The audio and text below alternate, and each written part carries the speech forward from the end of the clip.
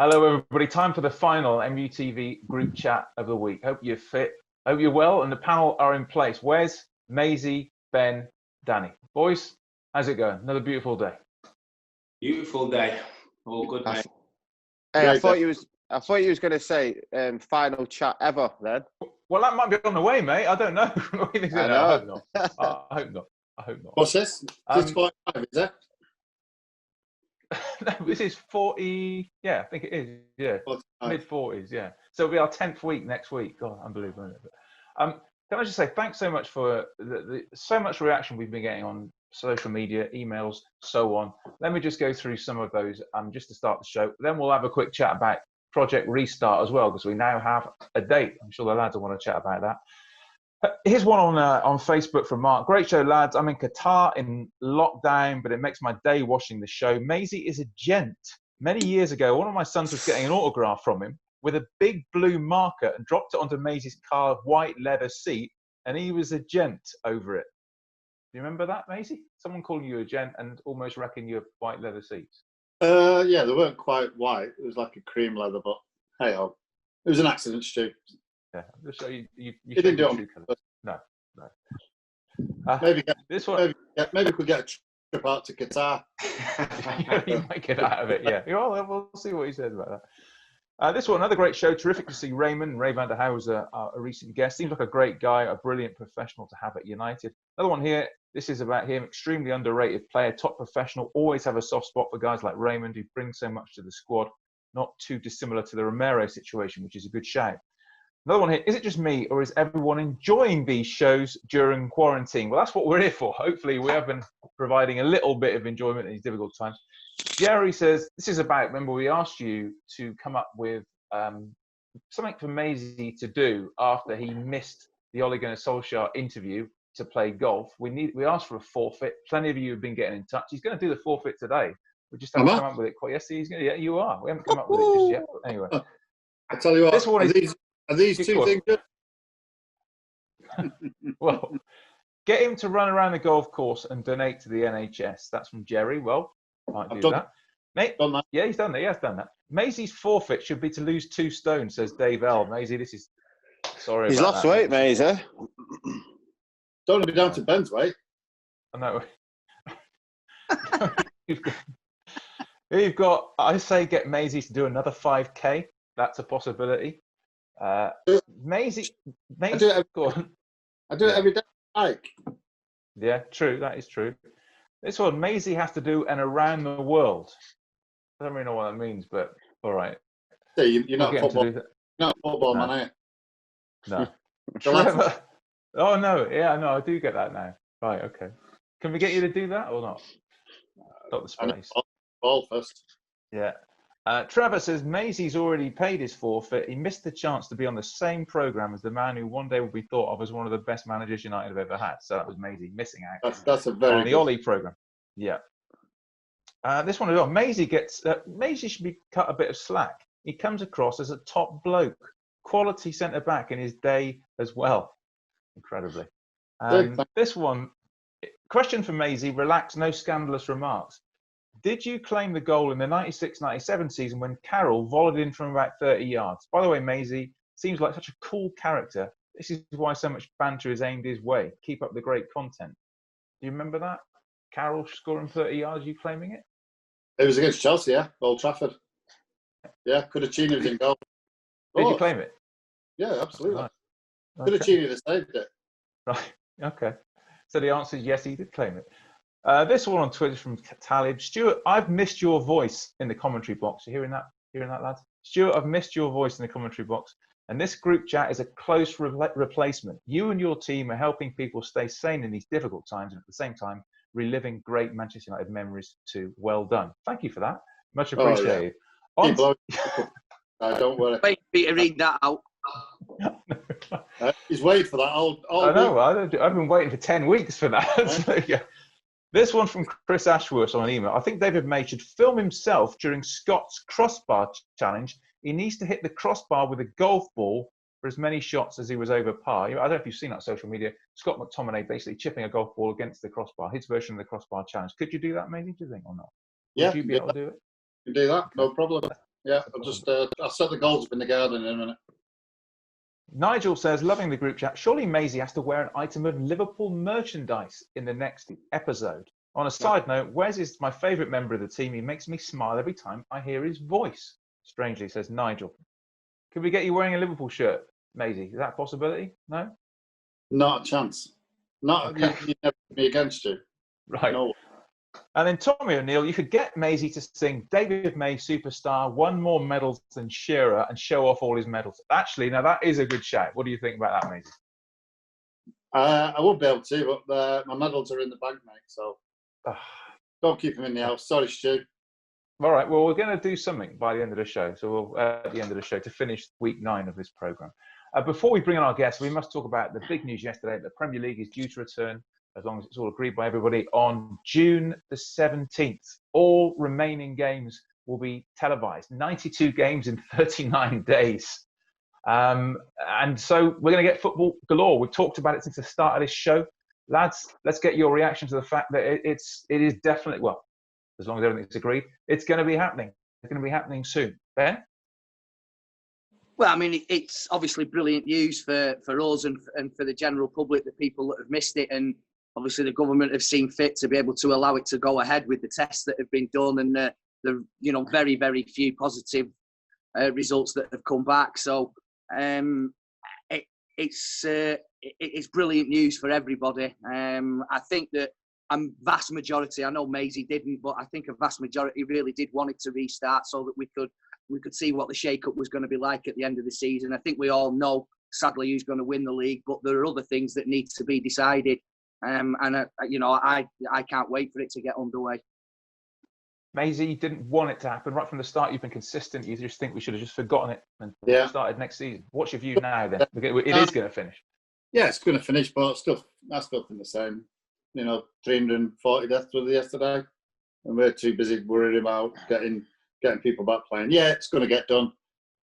Liverpool will win the league. Truthfully, it's going to be a season remembered not for Liverpool winning the league, or a year for Liverpool winning the league. Not asked about. It's true. Last Premier League game United played March the 8th, so it's been a long, long time. And then there's going to be an awful lot of games played in a short amount of time. But I'd say it's great to have football back. Thoughts, please, mutv@manunited.co.uk. Right, let's bring on our last guest of the week. Premier League winner of United, former midfielder Luke Chadwick, who's sort of been in the headlines in the last week or two. Great to see you, mate. How are you? Yeah, not bad. Great to see all you guys. It's been too long. Morning, Yes, Chaddy. Chaddy. Don't say it's been too long. That's nice, Maisie, isn't it? I've only been on here a minute. How are you, pal? You okay? Yeah, all good. All good, thank you, mate. Good stuff. I was just wondering what you made of the response, because you've obviously have been in the headlines when it was Mental Health Awareness Week. You opened up about some of the abuse that went your way, particularly as a young player and from TV, like they think it's all over and so on. First of all, what have you made of the response that has been to you opening up like that? The response has been incredible, really. I weren't really expecting anything like what has come my way. I think maybe it did get... What I was doing is trying to pass a message across. It was never about trying to get an apology or making the people that done it look bad. I think maybe the point was lost a little bit. I think the main point I was trying to make is when you are suffering and you're feeling low, the best remedy to that is talking about your problems, something that I didn't do at the time, but looking back now is something that probably would have made my time easier during them down times. Don't get me wrong, it weren't all bad. I still had some incredible times at Man United and honoured to have been a part of the club for a period of time. It was interesting to say you didn't talk to anybody at the time. I mean, can you see, do you think it would be different now, and particularly the fact you came out and said all this, would maybe see that it would be different now if it happened?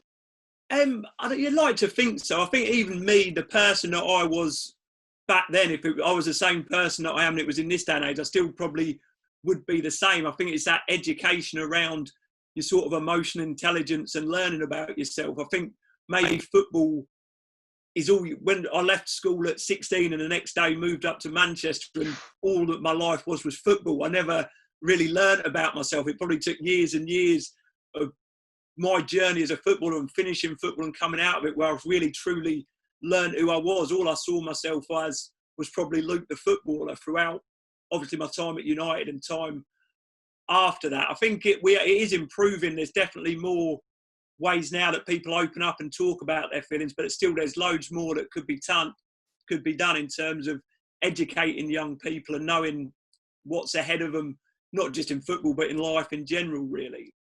I mean, you had a lot of good times, and we're going to talk about those. But I was just wondering, when you look back now, how hard actually was it for you? Yeah, and how difficult was it for you, your family, your friends? How tough was it? I think looking back now, obviously it would have been horrible for my family, my mum and dad. At the time, I didn't speak to anyone about it. People say, why didn't anyone at the club speak to you? Because I didn't say there was anything wrong. My parents didn't know there was anything wrong. My girlfriend didn't know there was anything wrong. So it was all just keeping it inside. I think it really probably soured a lot of my time off the pitch. But when playing football, I loved playing football. So it was always that release of playing football. I don't think it had any bearing or reason why I weren't an incredible player at Manchester United. I think that was because I didn't have enough to be that. But it, probably what should have been the most enjoyable time of my life on and off the pitch probably wasn't off the pitch because I was feeling low about the things that were being said about me. Yeah, I mean, the thing is, that you're getting some people saying that sort of stuff from outside the club or in the media, but I always think that maybe changing rooms can be quite sort of brutal places as well. I'm looking at you, mate. Can be quite brutal places as well. What was it like inside the club? Oh, inside the club, it was always fantastic. Like, it's the best football club in the world. Obviously, it weren't about a bit of banter. Obviously, I'll get a bit of banter and I can give a bit back. I think it was more the feeling that I couldn't fight back. It was on the telly, and then off the back of that, there was never any issues in the dressing room. Even Maisie was all right most of the time. Danny, I look at you, Danny, wasn't Ben. Chadwick, you could give it back as well. Yeah, that's what I mean. Like, inside the club, it was fine. I was a real quiet, shy lad until I felt comfortable. People like the likes of Wes, Shazy, Maisie, I got to know really well. I was always quiet, but when I felt comfortable, I'd obviously say my piece and have a bit of banter with the lads. Chaddy, you was one of the worst. He was ruthless. He was good. Chaddy was good. It was. I tell you, the stuff that come out of your mouth. It'd get into me, Maisie, and I wouldn't know what to say back. It was just quick, sharp. I know. God. Brilliant. What was the card game? I know you used to have a card game. He's got the title still, Maisie. This lasted for years, mate. Worst player in a row. That's unbelievable. I was far and away the best player of that game. No chance. That's one of the reasons I was forced out of the club. I was making you look bad. That game was legendary. Chaddy was easily the worst. Him and Mike Stewart. With Mike Stewart, though, you get spit all over your face because he was so upset. They weren't a good time. Sorry, carry on. Yeah, you've got to give us some more details, mate. Come on, this card game. What was it on the coach journeys? Yeah, mate. So it was just a card game on the coach, and it was called. I can't really say it. No, it's all right. We call it Poohead. It was called Poohead, but the other way. Obviously, it was just a bit of a mess about, and we used to play it every journey. You say it was a mess about, Wes, but that game meant everything. I used to practice at home for hours with my missus. Hey, my kids play it now. I'm playing it with my kids now. I'm devastated when I get beat. Chaddy, you used to practice on your missus. Does she still beat you as well? That's the thing. It's a myth. I was an incredible player.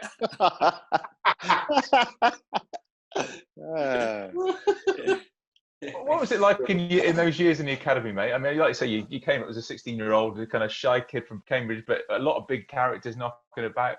Tell us some of the guys you remember playing with and being with. And what was it like for you? Incredible. I absolutely loved it. Like I say, I played for Arsenal for a year as an under-13, and I never really felt comfortable there. I didn't like going to training that much, going to the games when I went. The second I went up to Man United, I just fell in love with it. You just felt made to feel so welcome and part of things straight away. So I used to go up of a weekend when I was a schoolboy, then moved up into digs and obviously played with the likes of Wes, Danny was a year younger than me, so I played with Dave Healy, Richie Wellens.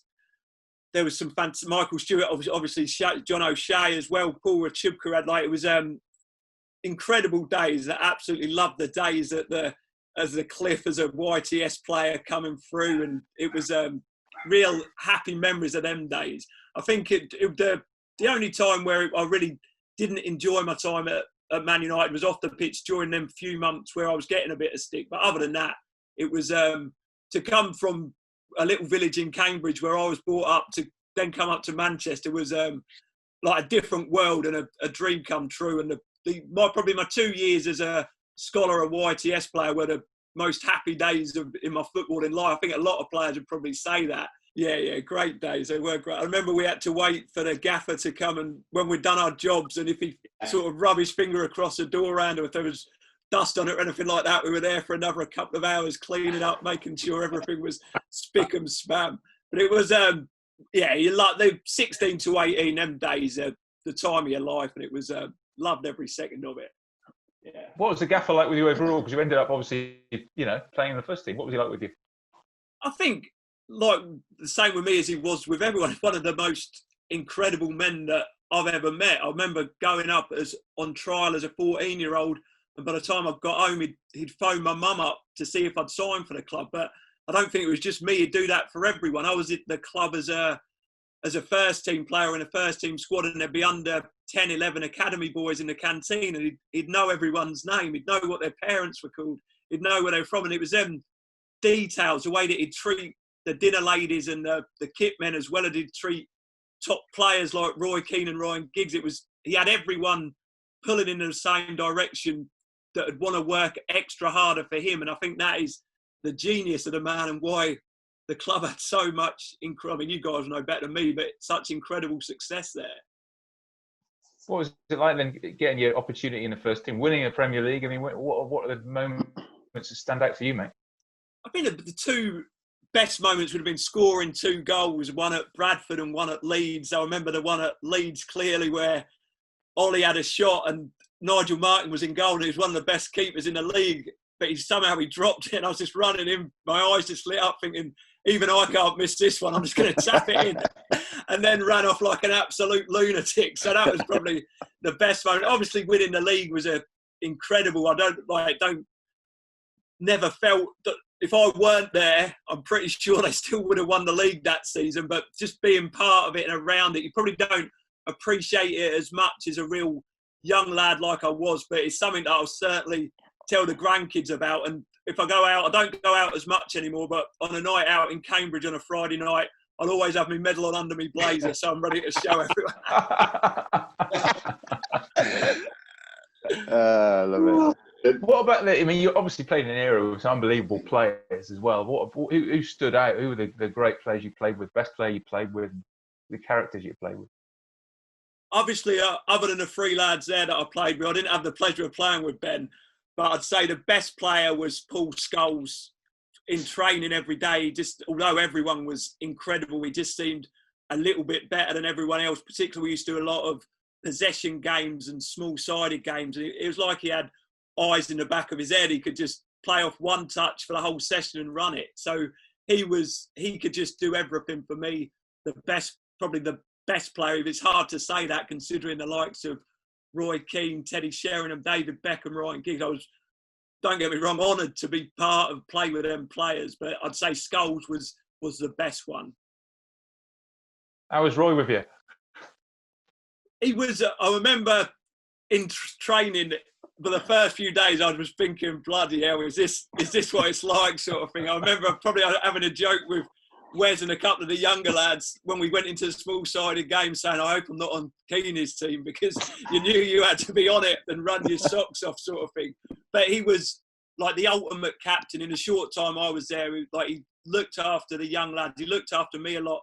There'd be times when I couldn't drive and he'd go out his way and pick me up from my flat and take me to training, to games, and take me home. So he was he was a fierce competitor. He really drove the standards, but if you're in an elite football club, I think that's what you need, really. But off the pitch, he was a real help and really looked after me and a lot of the younger players. What was the conversation like when he picked you up from your flat? Silence, complete silence. If I was on his team and we didn't win the small-sided games, I'd be walking home. But I mean, obviously, you had a great time at United. Was it difficult to leave in the end, or was it time to go, or how did you? Yeah, I think it was definitely time to go. I was ready to go. I think after the first season, I'd one real strength in my game was running with the ball really fast, and I think I probably didn't do enough in terms of the gym work. All I wanted to do was play football. I probably suffered a couple of injuries, and it resulted in a surgery where I probably lost a little bit of that pace. And without that speed, I didn't have enough other stuff to be a player capable of playing for Manchester United. And the manager said that, like, you're not going to have a career here. It's going to be real tough without that sort of pace to have a career at the top level of football. So it was time for me to get away and sort of find my own path in football. So I weren't disappointed to leave because I knew that it was time to go, really. And you did end up having obviously a good career, West Ham, Stoke and Norwich, and obviously MK Dons. But I thought it was great when right at the end of your career, you were at Cambridge and Cambridge drew United in the FA Cup, and you got a draw down at Cambridge. That was, I mean, how great was that right at the end of your career? Oh, it was incredible. I'd always been a big Cambridge fan, so it was always my dream to play for them at some stage in my career. So it was actually me. I was at MK Dons. The old legs were on the way out. I weren't really covering the ground or doing my job as I needed to do. So I contacted Cambridge to say, can I come and play for you? Fortunately, they said, yeah. And then I played for the club where we got promoted back to the Football League. Then the year after, we drew Man United in the Cup, and it was absolute bedlam in my house that day when the draw came out and we'd got Man United at home. And then to draw with them was amazing. And then to go up to Old, it was the first time I've ever been back as a player to play at the ground. So it was, it ended up being the last game of professional football I ever started at Old Trafford. So it was, it's a lovely story now, not at the time because I didn't want it to be my last game, but I sort of got released at the end of the season. But it was an incredible way to end my career, or my professional career was coming off at Old Trafford. I got an incredible reception that I never expected at all. I didn't really expect that many people to remember who I was, really. So to get that really made the hairs on the back of my neck stand up, and it was an amazing night, absolutely amazing. I remember down there at the Abbey Stadium, United turned up and like Radamel Falcao was playing, looking around going, wow, where am I? What am I doing? It was an incredible to see all that. And Louis van Gaal at Cambridge. Oh, yeah. It was, I think like Man U were real poor on the night. Obviously, we held out in the end. We probably had one chance to nick the game, but I think the general mood in the dressing room was we were better off not winning the game, and getting a draw was a better result to give us the opportunity to go up to Old Trafford. But some of the players on show that night were incredible. I remember getting told by the manager I was going to start in the second game at Old Trafford. And we went through the team, and I was playing against Paddy McNair, who was playing right back. And I thought, in my head going to the game, I thought, he's a young lad. I'm going to roll back the years, or I'm going to absolutely run the show out there tonight. I'd been on the pitch about 5 minutes. I'd spent the whole time chasing him back, and my legs were gone after about 10 minutes. So it never worked. I didn't have a great impact on the game, but it was great to be part of it.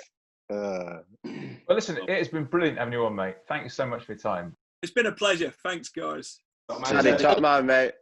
Great.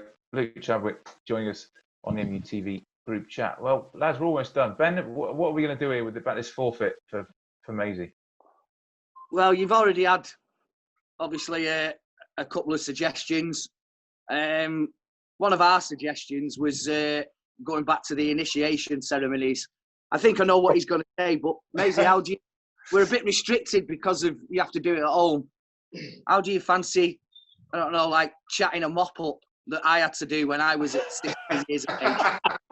And me, Ben. Did you? I'm with you on that. I had to chat Maisie up. Oh, maybe we can do the role reversal. He give me nothing. Oh my God. Do you want a drink? Off. Oh my God. 16, brilliant. You want a drink? Off. Wes, I was playing hard to get, mate. Oh my God! No matter what I said, it was just You can't get the kicks just offering me a drink. Tell you what, mate. Could you give us 20 seconds, and that'll be your forfeit? On Wes? Yeah, why not? No, Ben, do it on Ben. Ben will come out. I'll be swearing. It could be. You could do it using a Dyson or something, mate. Whatever you've got. Dan. Dan. Hi. I've been watching you from across the bar, and I quite like the way you look, the body shape that you've got, reminiscent of my own. I was just wondering whether we could go for a Nando's or something. Yeah, brilliant. I'm sold. On the date. You'd like that, wouldn't you, Chads? I was waiting to watch it. I didn't know if you were together or not. Or are you going to go outside? Oh dear. Thanks for being with us this week. Brilliant. We're back next week for week 10, and included in the show, one of our greatest ever players, who Luke was talking about. Paul Scholes is on the show next week, so do join us for more of the MUTV Group Chat. Thanks, lads. Have a great weekend. See you next week. See you, lads. Take care.